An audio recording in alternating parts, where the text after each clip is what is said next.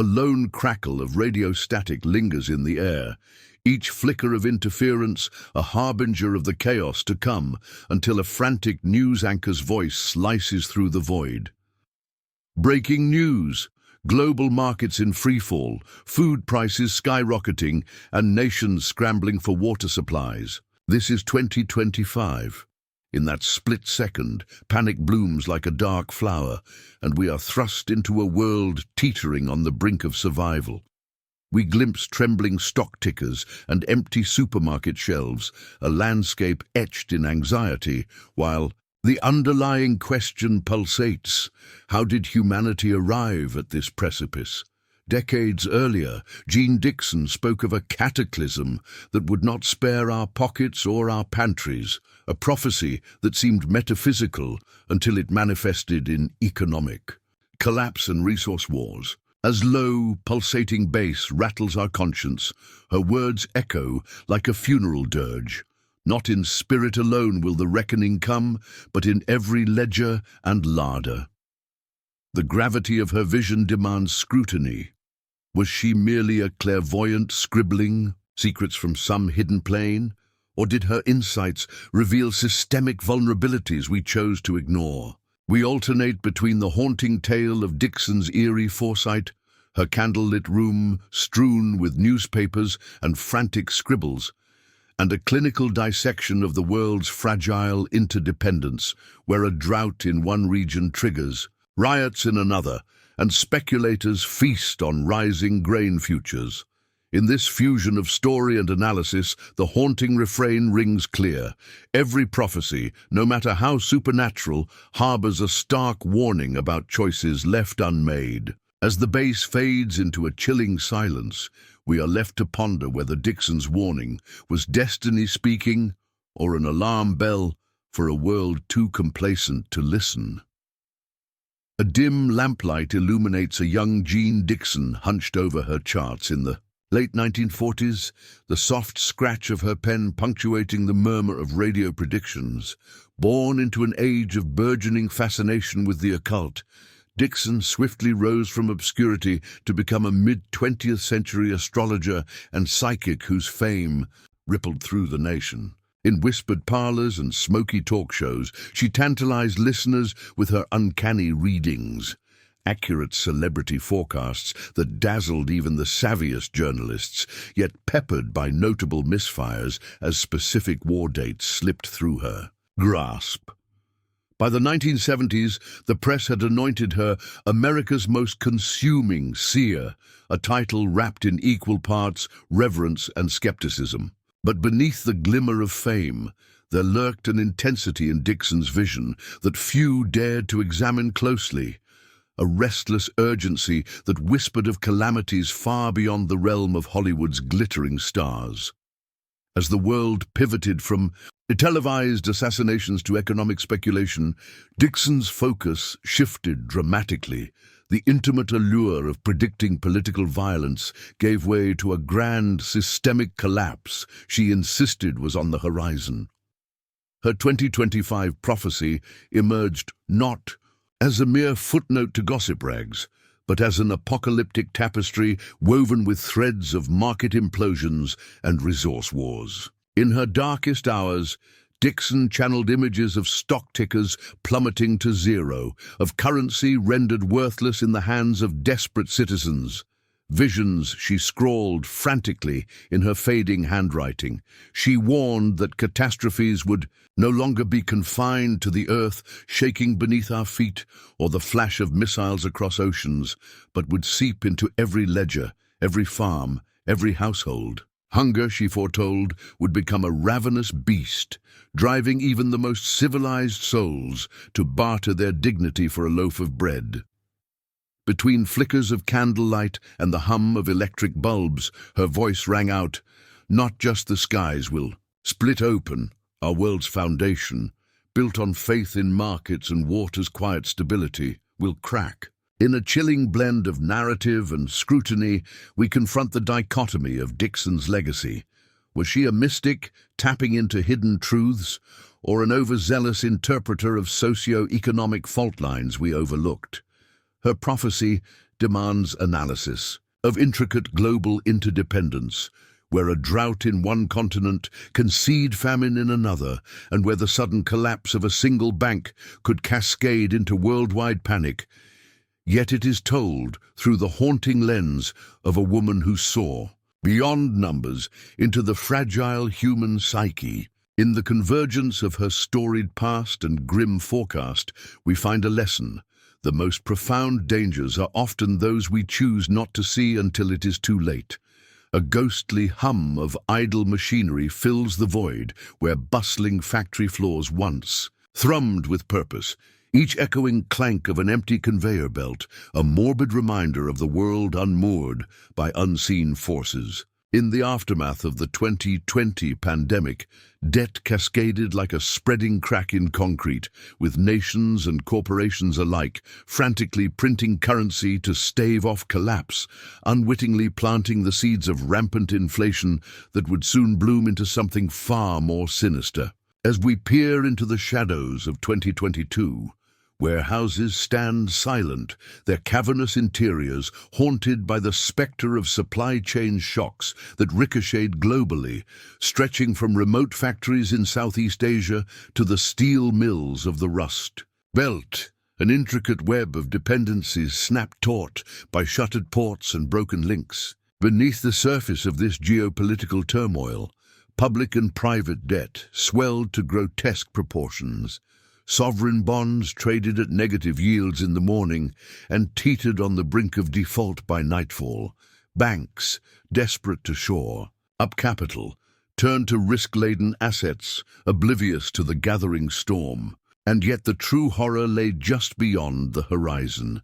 By late 2024, flickers of hyperinflation danced like phantom lights across Eastern Europe's economic landscape, whispering warnings that too few heeded until it was too late.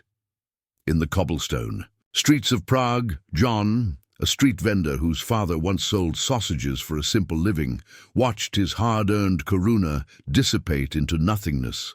A loaf of bread yanked from his grasp as its price ballooned tenfold from breakfast to dusk. The anguished clinking of coins, rendered useless in an instant, mingled with the shouts of vendors, desperate to salvage meager profits, and the low rumble of a weary crowd whose frustration coalesced into a palpable, suffocating tension. Analysts would later dissect these events with sterile precision. Spikes in money supply outpaced GDP growth, consumer confidence cratered, and once stable currencies meandered toward oblivion as central banks hesitated between intervention and capitulation.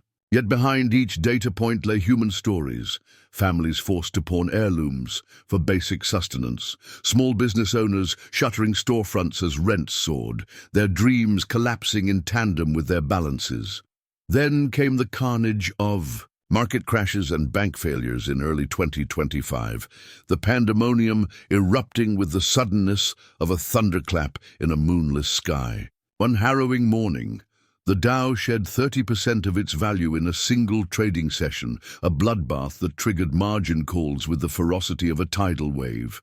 Modern-day Icaruses, investors soared on borrowed money only to plummet when the fragile wings of leverage melted in the heat of panic. In a dimly lit brokerage office, a trembling phone call captured the chaos.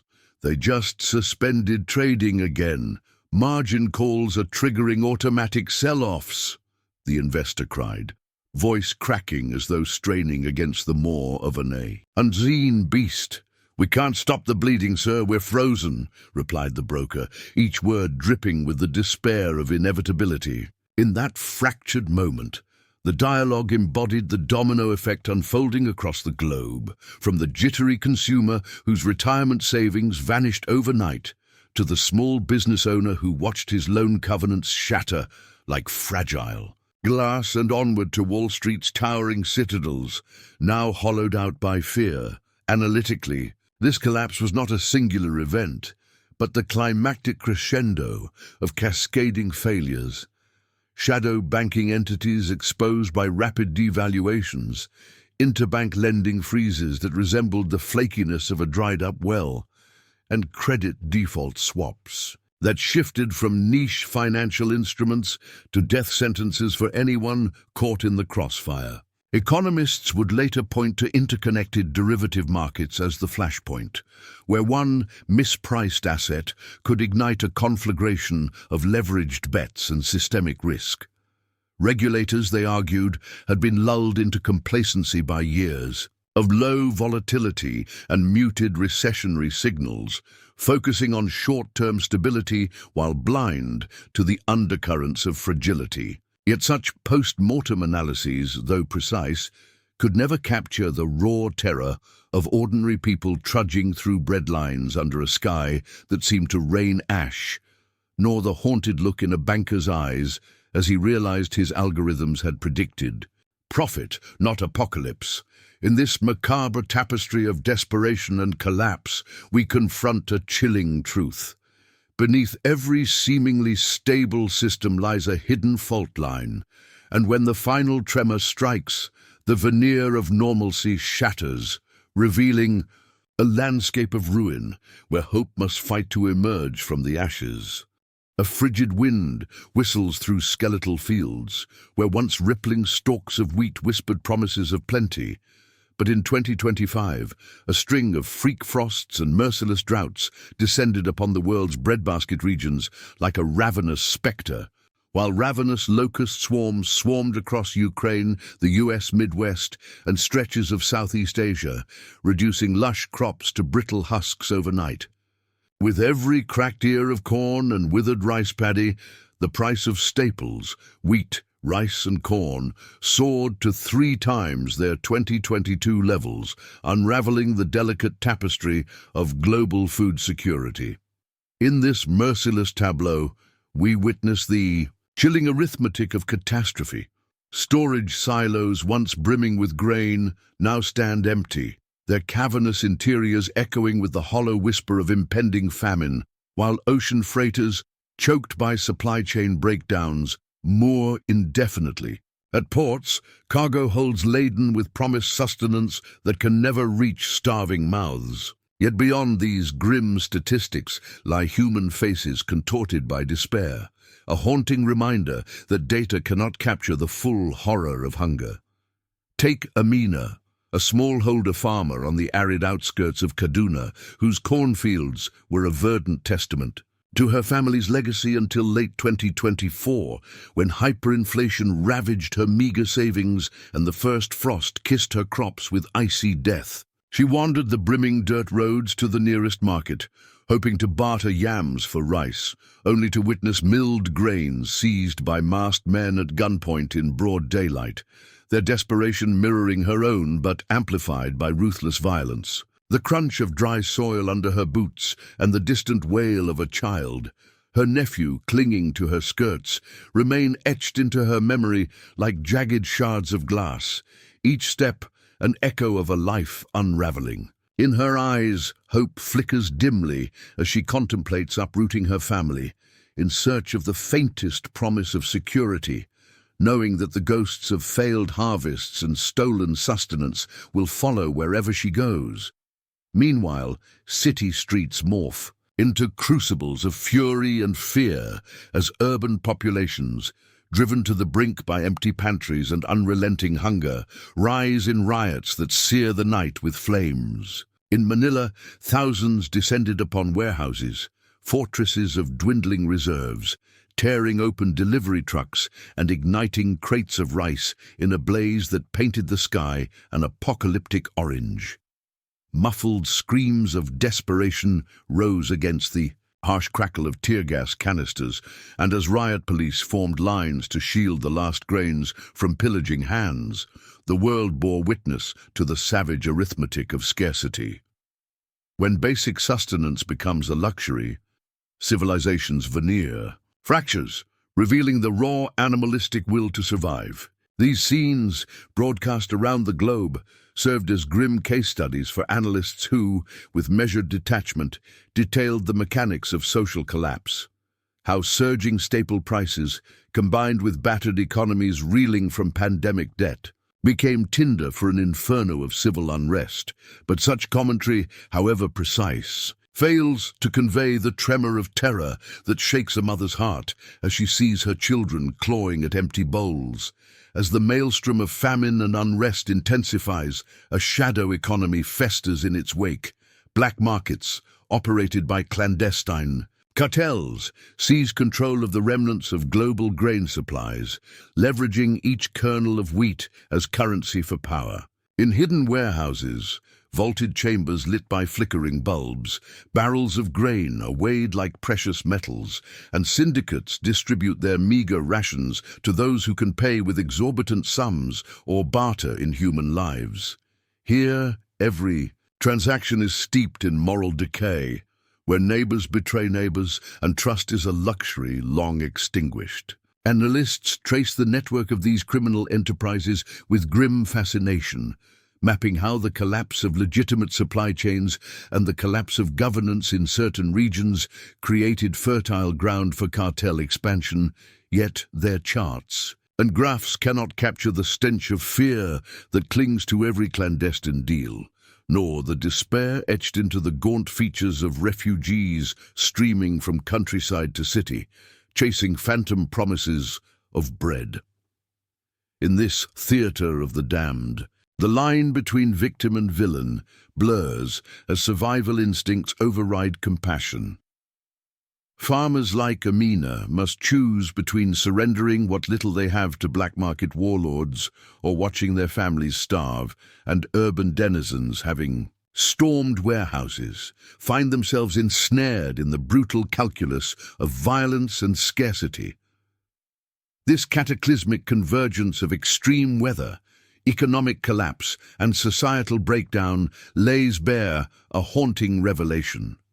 Humanity's intricate web of interdependence, once a source of stability, also becomes its greatest vulnerability when the strands fray. The ghostly wind still moans across those barren fields, carrying with it the fractured echoes of a world teetering on the brink, where every lost harvest and every stolen grain whisper a grim prophecy. When the foundation of sustenance crumbles, so too does the fragile edifice of civilization, leaving behind a wasteland where only the relentless will to endure can carve a path through the darkness. Chilling whisper from Jeane Dixon's foreboding prophecy echoes through the desiccated corridors of our present, parched nations turning on one another as the aquifer beneath the Jordan Valley plunges to deathly lows, an omen she intuited decades ago now manifest in the brittle soil and shrinking reservoirs. In the flickering shadows of a clandestine meeting, a Jordanian general leans forward, voice hushed, across a battered table opposite an Israeli intelligence officer whose uniform glints under a single bare bulb. "They've drilled new boreholes," he murmurs, "and they're siphoning from the Kariba. If this continues, rivers will run dry before winter." The silence that follows is fractured only by the distant drip of water in a dry pipe, each drop a hollow echo of lives evaporating. Analytical minds trace the fault lines. The Middle East and North Africa, once tangled in political strife, now pivot upon the axis of water scarcity, where aquifers have been mined to the bone and transboundary rivers glide through desert sands as ghostly relics of bygone abundance. Behind these statistics lies the stark reality that when life's most essential fluid becomes weaponized, centuries-old conflicts awaken with renewed ferocity, governed no longer by ideology, but by elemental thirst. As the narrative shifts to the cold economics of energy, the haunting refrain intensifies. Crashing oil prices in 2023 lured investors into complacency, starving new fields of capital, so that by 2025, global production sputtered, unable to meet the ravenous demand of a still thirsty world. Europe's natural gas leapt to an unimaginable $25 per $1 million BTU, a figure that sent shivers through family budgets and national treasuries alike, a grim testament to how swiftly abundance can slip through our fingers. In a dilapidated apartment, on the outskirts of Kyiv, Sergei, An elderly pensioner, with a back bent by decades of toil, stares into a tin stove where flames dance upon a makeshift pyre of wooden chairs and picture frames. Belongings he once cherished now sacrificed to keep the biting Ukrainian winter at bay. His grandchildren huddle nearby, faces illuminated by the flickering firelight, eyes watering from the acrid smoke curling through the cramped room. Economists dissect these scenes with cold precision. Energy markets, once thought resilient, buckling under underinvestment. Price spikes rippling through supply chains, inflating heating costs to levels that force vulnerable families to barter heirlooms for warmth. Yet beneath such analyses beats the heart of desperation.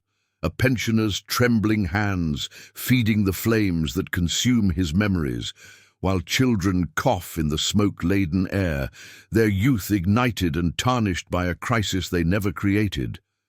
Meanwhile, in South Asia, the Himalayas relinquish torrents of meltwater, its seasonal rhythm shattered by accelerating climate change, and the Indus and Ganges, lifebloods for hundreds of millions, reduced to frail trickles. In Punjab, India's lush breadbasket, farmers stand ankle-deep in parched fields where irrigation channels run bone-dry, their tractors stuck in cracked dirt as a silent storm of injustice gathers.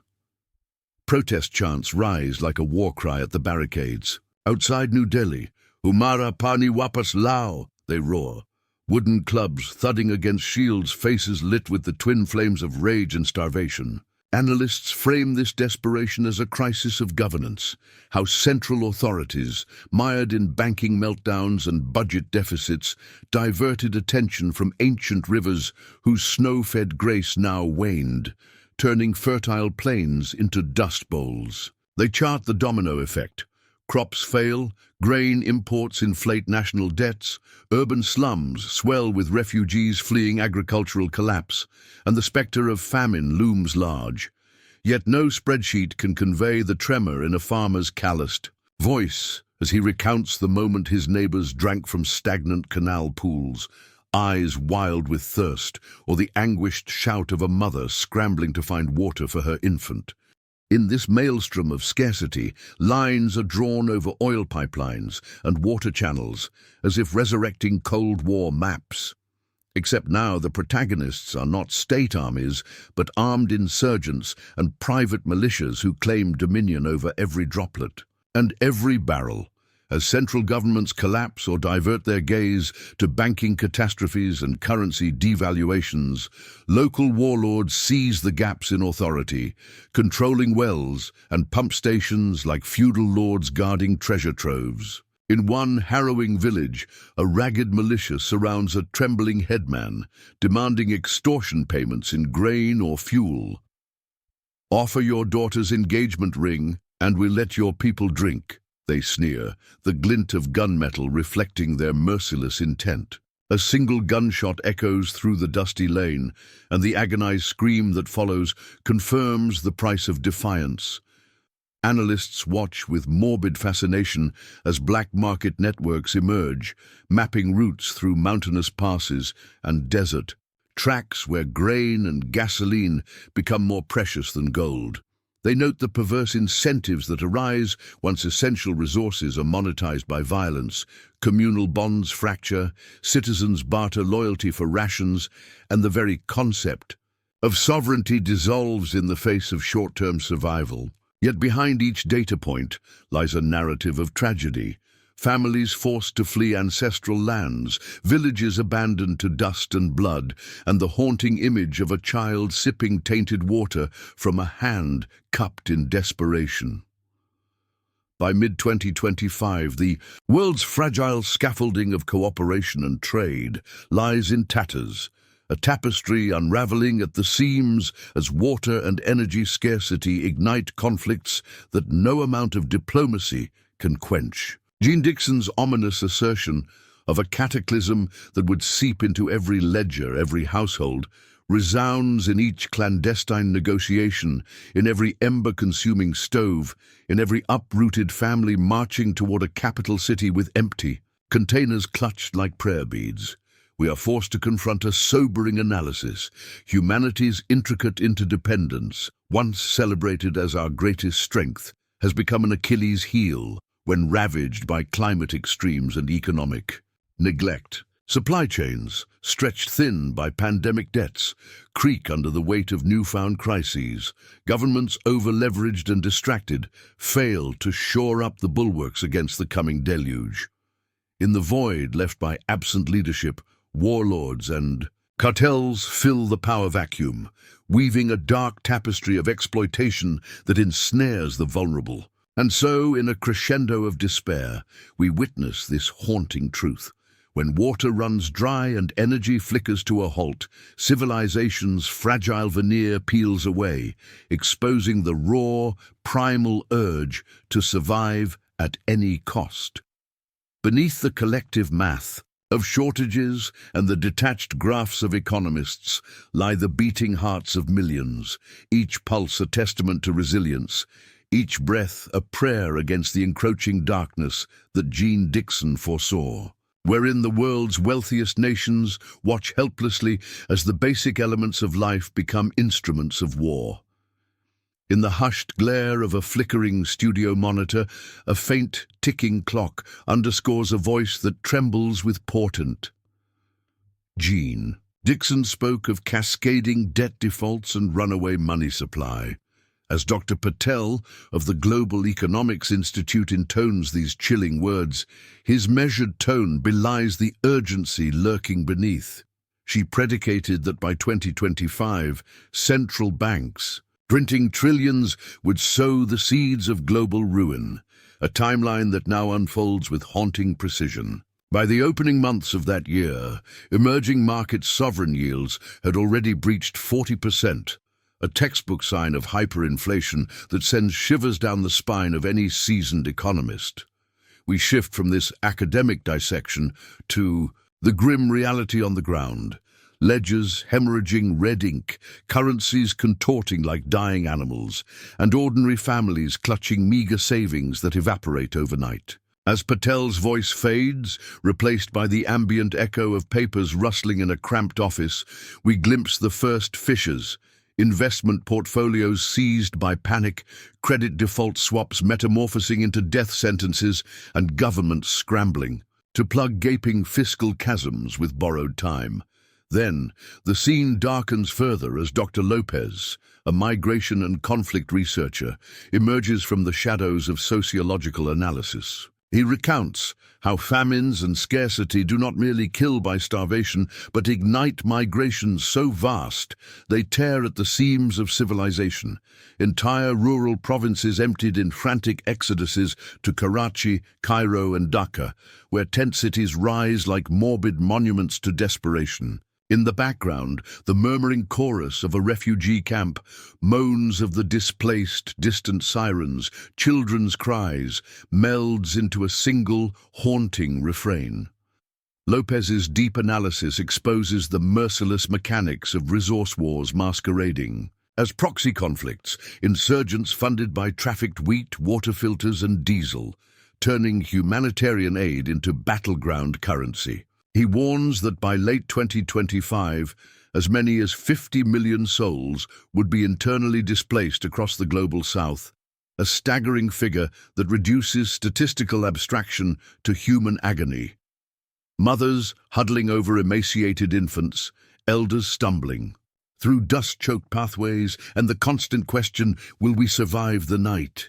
The narrative crescendos into the historian's domain, where a voiceover likens these horrors to ancient cycles of collapse, the fall of Rome with its crumbling aqueducts and starvation riots, the Dust Bowl where once fertile plains turned to desolation as black blizzards swallowed homesteads.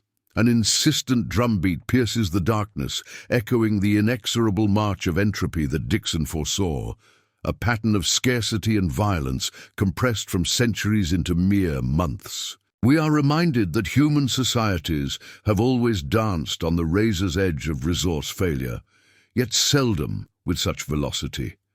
Analysis interweaves with storytelling as we envision Roman citizens, gaunt and hollow-eyed, scavenging grain shipments, amidst political chaos. Then fast forward to American dust-choked farmlands, where families abandoned their heritage for a chance at survival. In each epoch, the equation remains horrifyingly consistent. When the bedrock of sustenance crumbles, societal structures fracture, giving rise to violence, migration, and unrelenting fear. As the final notes of the drumbeat fade, the camera pans back to the present, where Dixon's prophecy stands not as paranormal whimsy, but as an analytical caution. Debt maturities, hyperinflation cycles, climate-driven crop failures, and resource hoarding have aligned like malevolent gears, grinding civilization toward a collapse. In this single, breathless moment, we see the convergence of economic theory, sociological realities, and historical precedents, an intricate dance of doom that leaves no refuge untouched. Beneath each expert's measured words lies a deeper narrative, spreadsheets that belie the terror etched on a farmer's face, migration maps that cannot depict the bloodied hands exchanging grain for gunpowder, and annals of history that whisper warnings we failed to heed. And so, in a thrilling and haunting crescendo, we confront the stark truth. Dixon's visions were not mere prophecies, but mirrors reflecting our collective failure to recognize that when the wheels of debt, water, and food spin wildly out of control, the collapse of civilization is not a question of if, but when. Marcus once strode the marble halls of Manhattan's financial district, his tailored suits and confident grin emblematic of a life built on leveraged bets and algorithmic forecasts. But as markets imploded 45% in February 2025 and margin calls cascaded like a tsunami, every dollar he thought secure evaporated, leaving him destitute and disoriented. Now he huddles behind a shuttered bank building in a makeshift tent of flattened cardboard, scavenging expired ration packs tossed by indifferent passers-by. The distant rumble of traffic threads through the night air, echoing off concrete walls as other panhandlers hoot in futility, ambient cues of a world no longer hospitable to those who once thrived on its volatility. I remember telling my client 6 months ago, "This is a buying opportunity," he murmurs, voice taut with disbelief. "Now I can't afford toothpaste. They say it's the worst crash since 1929, but I feel it's more than money. It's like waking from a dream where everything you thought was real just dissolves." His monologue captures the existential rupture inflicted by systemic collapse, not merely a financial calamity, but a metaphysical unraveling that strips identity as surely as it obliterates portfolios. In Marcus's haunted gaze, we see the broader pattern of unchecked leverage and rampant speculation, a toxic brew that transformed ephemeral digital wealth into cold, hard poverty almost overnight. Half a world away, Fatima, a 21-year-old water courier outside Cairo, navigates a very different frontier of scarcity. Her life tethered to the lifeblood of the Nile, now reduced to trickles by government rationing. Official allocations have dwindled to a mere litre per person per day, forcing her to smuggle 5-litre jerry cans of water to families marginalized by distance and bureaucracy. The eerie drone of distant traffic and the relentless slosh of water in plastic cans form the soundtrack of her daily grind, punctuated by the faint murmurs of bargaining that sound like whispers of desperation. Last week, a rival gang caught me. They stabbed my cousin to scare me, she recounts, voice trembling between defiance and fear. They control the southern pump. If I don't pay their toll, my whole village goes dry. In this personal vignette, the harsh mathematics of resource hoarding play out in real time. When water becomes currency, the vulnerable pay with blood, and power devolves to those wielding violence over life's most essential element. Her struggle crystallizes a global trend of hydrological conflicts, where ancient rivers become battlegrounds and clandestine militias replace state governance, carving canals of fear through parched communities.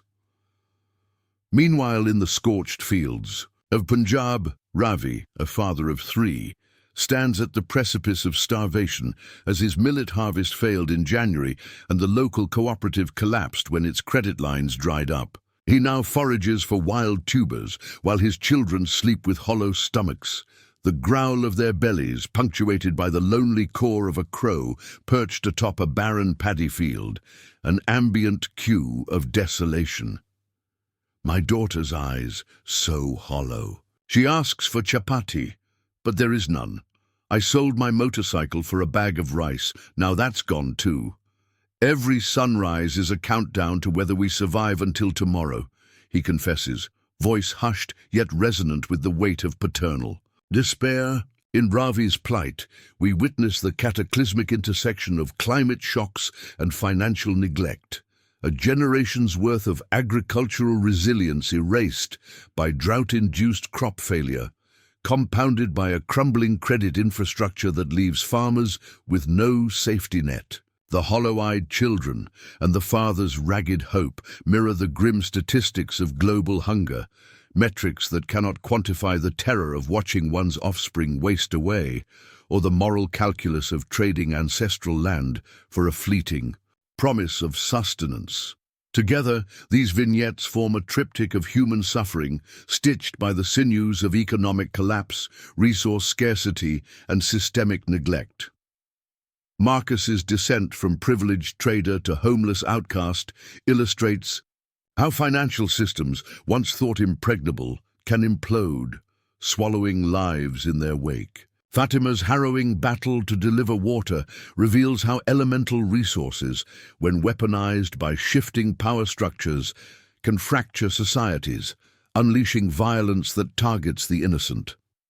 Ravi's struggle for a single chapati underscores how food insecurity, driven by climate disruption and institutional failure, can hollow out communities, turning fields of plenty into landscapes of hunger.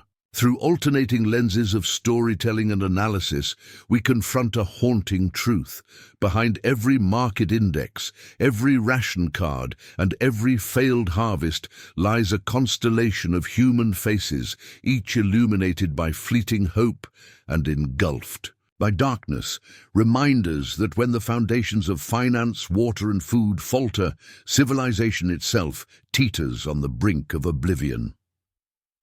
In the spring of 2025, as desperate herders from the Horn of Africa drove their starving cattle into the Ethiopian highlands, leaving behind parched lowland waterholes that once sustained entire communities, a silent alarm rang across continents.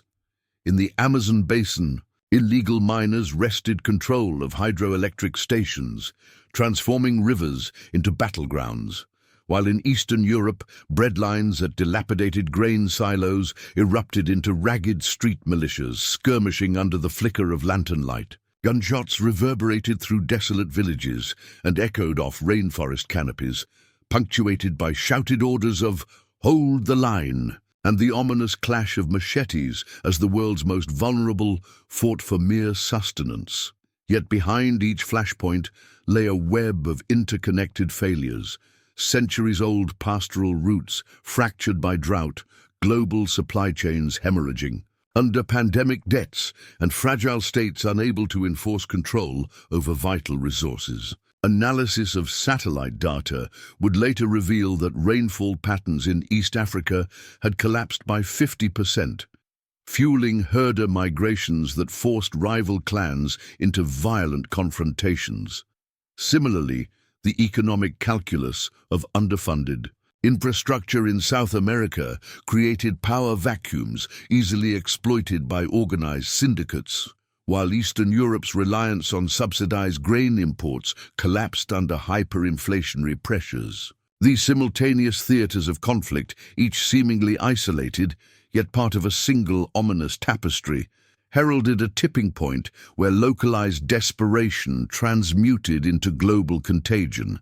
Then came June 12, 2025, a date seared into collective memory as the day everything changed forever, Within 6 brutal hours, global stock exchanges shuttered their doors after coordinated cyber attacks crippled clearinghouses, erasing decades of equity with a few keystrokes. At the same moment, a massive tanker collision in the South China Sea severed a major underwater fuel pipeline, setting off ripples of panic in energy markets that sent natural gas and oil prices skyrocketing.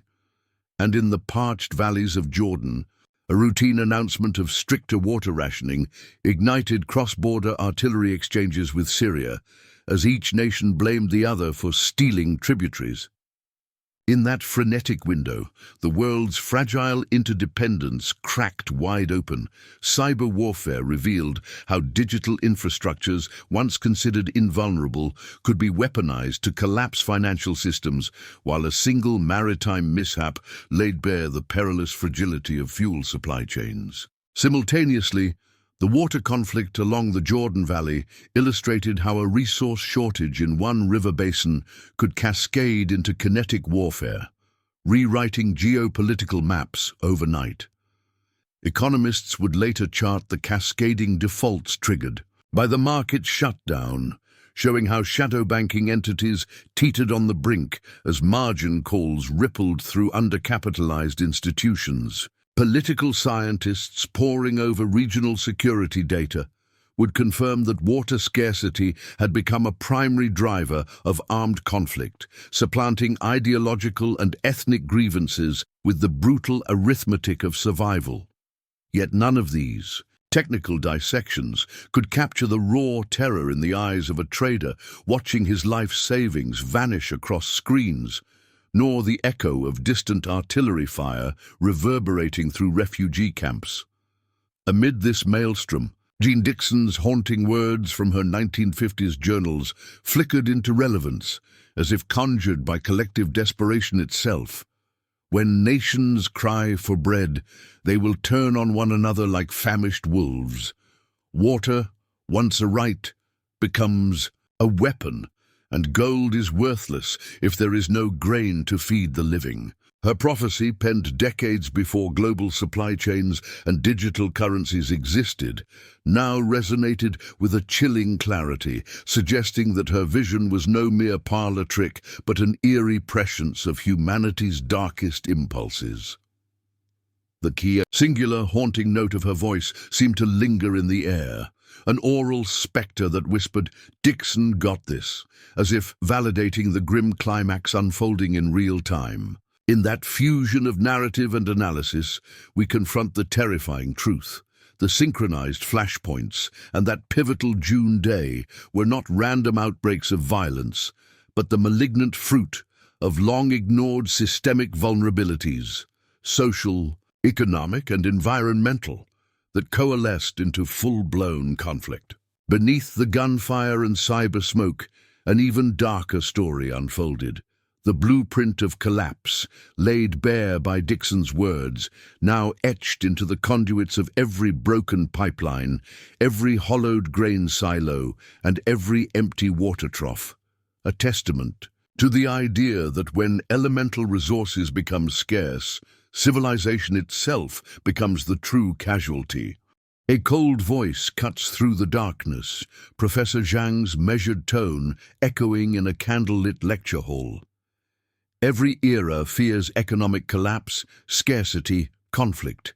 Dixon's framework, financial ruin leading to resource wars, is a familiar, apocalyptic template, but it resonates because we are on shaky economic footing already. And with that, the thin veneer of certainty slips away, leaving us suspended between skepticism and dread, forced to ask, is Jeane Dixon a clairvoyant channeling some hidden cosmic warning, or simply a mirror reflecting historical patterns accelerated by modern vulnerabilities?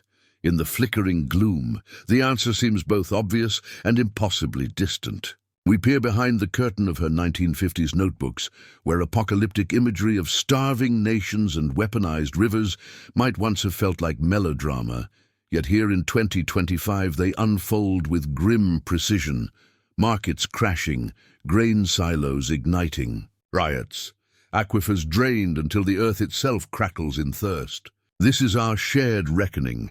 Irrespective of belief in prophecy, the melting pot of 2025's economic meltdowns and resource wars strips away any pretense that global interdependence is solely a triumph. It is also a catastrophic weakness. Into this stark reality, three immutable lessons crystallize like shards of broken glass underfoot. First, diversify supply chains. Hinging our fate on a single breadbasket or energy corridor is an invitation to collapse, as we've learned when a frost in Ukraine, a drought in India, or a cyber attack in Shanghai can send ripples of panic across every continent. Analysts will later trace the domino effect. A factory shuttered in Vietnam disrupts semiconductors in Silicon Valley, which in turn stalls medical device production, leading to shortages in children's hospitals. A brutal calculus that underscores how a single cracked cog can grind the entire machine to a halt. Second, strengthen local resilience. From community grain banks that buffer harvest failures to rainwater harvesting systems that catch precious drops from capricious skies and microgrids that keep lights on when national power grids buckle under stress. These aren't mere buzzwords but lifelines woven from necessity. We glimpse a village in Punjab where a battered silo, repurposed as a communal vault, becomes a beacon of hope. Its iron door barricaded against looters yet open to neighbors in need, while a hillside hamlet in Guatemala hums with the quiet reassurance of a solar microgrid that powers a single clinic, offering warmth and light when chaos reigns outside. Third, embrace proactive diplomacy. Water-sharing treaties inked long before reservoirs run dry, transnational debt relief agreements that prevent hyperinflation from strangling emerging economies, and crisis convoys that deliver emergency grain, shipments when supply chains sputter. These measures are not lofty ideals, but urgent imperatives. In a wind-whipped desert conference tent on the banks of the Tigris, diplomats from Iraq and Turkey huddle over fraying maps, ink-stained fingers tracing ancient canals, even as satellite images show those same rivers reduced to scars. Their whispered negotiations, at once hopeful and haunted, hang in the balance, for one miscalculation could turn parched fields into killing fields. As the final moments descend, a deep, resonant heartbeat fades in, pulsing through empty corridors and litany of empty bowls, slowing with each thump, 4 beats, 3, 2, until it abruptly stops, leaving nothing but an oppressive silence that sucks the warmth from the room. A voice, barely more than a breath, surfaces from the void. 2025 is here. Will we be mere victims or the architects of a different ending? The question isn't, did Dixon predict it? But, what will you do now that you know? And with that whispered plea, a single piano key resounds in the darkness. A solitary note that hangs in the air like a blade's edge before the world plunges into silence, forcing each of us to confront the chilling truth. The choice between passive resignation and determined action lies not in some distant prophecy, but in our hands today. A voice, low and reverberating, cuts through the simmering darkness. Next, time we pivot from the inner financial fracture to the outer environmental collapse, examining Dixon's forecasts on climate disasters and geopolitical flashpoints. In that single utterance, a storm gathers at the edge of consciousness, for Dixon's cryptic earthquake, fire, war trilogy hints at cataclysms far beyond mere economic ruin. As distant thunder rumbles, each grumble a portent of things to come. We glimpse the first dominoes toppling, parched forests igniting into ravenous infernos, rivers swelling into ravenous tides, and nations braced for conflicts born not only of politics, but of survival itself. One can almost see the fissures opening along fault lines, literal and metaphorical, as centuries-old landscapes writhe under the weight of atmospheric upheaval. Storytelling threads weave through this foreboding tapestry. A small town in California, where embers from a dying campfire spiral skyward, igniting a brush blaze that devours entire neighborhoods. A Himalayan valley, where avalanches triggered by unprecedented glacial melt bury mountain passes and sever centuries-old trade routes. Coastal metropolises awash in seawater, their skyscrapers' skeletal silhouettes reflecting in the polluted tide. Each vignette embodies not just a discrete event, but a symptom of a planet in revolt, echoing Dixon's vision of a world undone by elemental fury. Yet alongside these tales lies a sobering analysis.